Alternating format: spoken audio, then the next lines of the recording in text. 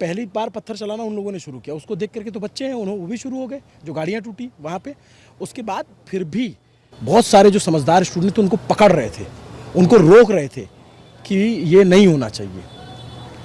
और थोड़ी देर बाद आप देखेंगे शांत हो गया, मैं आया, फिर उसके बाद आप पहुंच गए थे, सबने देखा वो। लेकिन अगर कोई ये सोचता है कि इस देश को नेपाल बना लेगा, बांग्लादेश बना लेगा, नहीं कर पाएगा।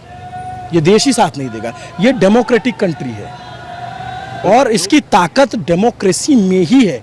अगर ये एनार्की हो जाए और अगर इस तरीके से हो कि भाई संसद में घुस के या पुलिस वालों के साथ मारपीट करके जो है सॉल्व हो जाएगा, तो फिर ये तो हर 2 साल में इस तरीके से होने लगे। अगर फैसले इस तरीके से होंगे, नहीं हो सकता भाई, ये पॉसिबल नहीं है।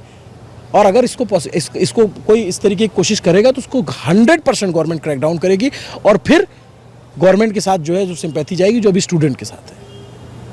बिल्कुल, ये बात बहुत महत्वपूर्ण बोली है अभिनव ने कि जो सिंपैथी शांतिपूर्वक आंदोलन करके स्टूडेंट्स ने अर्जित की है, अगर कुछ तत्व इस भीड़ में शामिल होकर उसको बर्बाद करना चाहते हैं तो ये स्टूडेंट्स की ही जिम्मेदारी है कि जिस तरीके से उन्होंने इतना लंबा एक आंदोलन सींचा है, दबाव बनाया है और दबाव लगातार बन रहा है, उसको मेंटेन करने का ही नतीजा है ना कि आज सोनम वांगचुक से बीजेपी के नेता बात करने जा रहे हैं, आज उनकी तरफ से मांग आ रही है, उस पर विचार हो रहा है, संवाद का रास्ता अब खुल चुका है, संवाद का एक रास्ता खुल चुका है।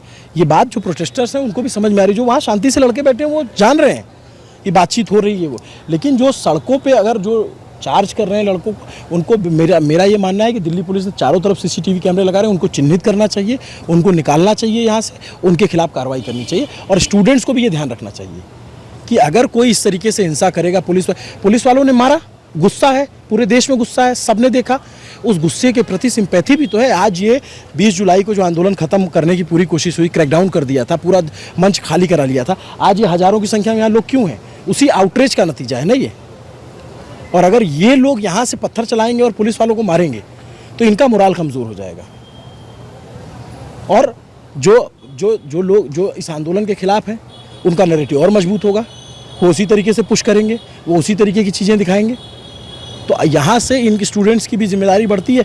लेकिन समस्या ये है कि स्टूडेंट जब मॉब में बदल जाता है तो उसको समझ में नहीं आता क्या करे।